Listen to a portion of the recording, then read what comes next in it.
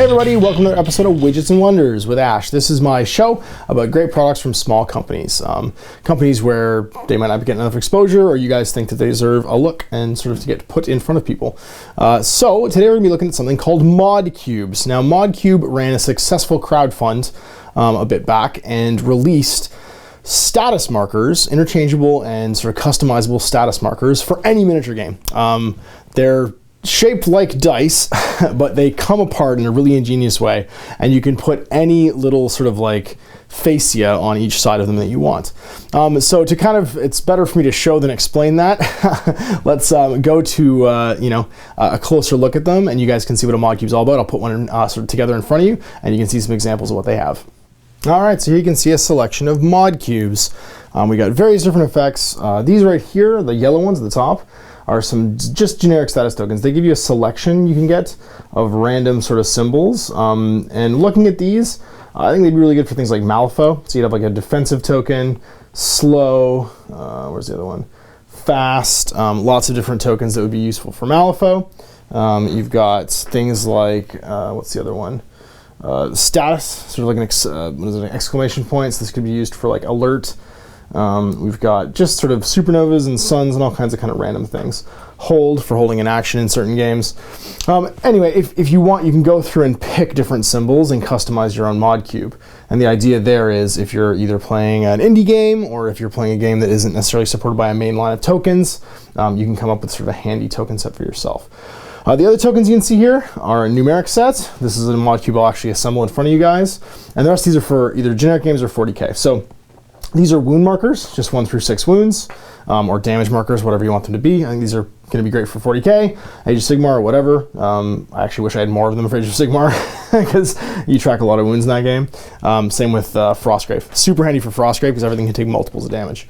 Then we've got these back here, and you actually can get these discs as well to go with them. These are mysterious objectives. So you can actually roll these like a dice if you want to get the mysterious objective result. And all of the markers are 1 through 6 for Maelstrom War missions in 40K. And I've actually used these in a couple games so far, and actually started using mysterious objectives because I don't normally use them just because they're a pain in the butt to remember and track. But by having the little status markers there, it's made it super easy to use them in the game. The gray ones here are all vehicle status. So smoke, stunned, shaken, wrecked, immobilized, all that stuff, so you can remember the current status of your vehicle. And these ones back here are all speeds, so like zooming, flat out, hovering, moved over 6, all that same stuff for remembering how far stuff's gone. And that's it. Super useful for 40K. What I'll do now is I'll show you how to put one of these bad boys together. So all you have to do is snap a guy into either end of it. So it's actually relatively easy. I used a pen for this, but you can use this handy dandy little disassembler. This is actually used for taking them apart afterwards to get these guys in. And they just sit flush on the end. And if you look at it sort of like top down, you can see how the design holds everything together once it's snapped together. Now this little sort of almost like multi-tool is used to take them apart again afterwards. So once the ends are in, you actually partially push it together, and it just syncs up like this. You don't push together all the way. You snap the rest of them in. 2, 5, and then 4. And then you just snap it shut like that, and that's done. So that's a mod cube. Really, once I'd done one, the first one was pretty hard because I was like, what am I doing here? I was trying to like get the sides in before I put it together. But once I'd actually done one, it was relatively easy to do. And if you see these little holes right here, that's what this guy's for.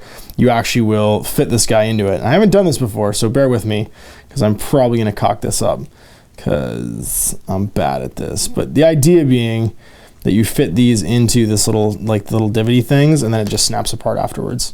And you can pull it apart and get them actually out. But I'm not gonna make you guys bear with me doing it on camera. There is an instructional for doing that, and it looked relatively easy. I probably should have practiced that before I went and tried to do it in a video, because I'm the guy that doesn't read the instructions. I just dive in and see how we do, as you guys can probably all tell. So there it is, mod cube, super handy. I love the idea of being able to do custom things. So because we play so many indie games, I would have loved to have done this for, what is it? This is not a test. And just had some status stuff for activated, not activated, holding actions, stuff like that for that game. Because having 6 counters in one, basically, I think there's probably a lot more than 6 statuses in that game. So you can basically mark all the required statuses in one go on a single dice, and it just makes the battlefield a little bit less cluttered. I'm a immersion guy, so anything that keeps, multiple tokens off the table, I am a super big fan of. So there it is, Cubes from ModCube. All right, so there you go. More little widgets from ModCube. Some great customizable status markers usable for all kinds of different games. There's some specific ones they make for 40K. They do make them for other games as well. If you want to check them out, click the link in the video description below, and you can go right to their website and see what they have to offer. So now if you know of a company or product that you think isn't getting enough attention, you can have them email me at guerrillaminiaturegames@gmail.com or message me through my Facebook page, facebook.com/outofthebasement-into-the-streets. And I am happy to do this for anybody. It's a super brave thing to make a product and put it out there into the world. And I believe that just doing that deserves as much attention as humanly possible. So we'll see you for more Widgets and Wonders in the future. Until then, I'm Ash. Have fun.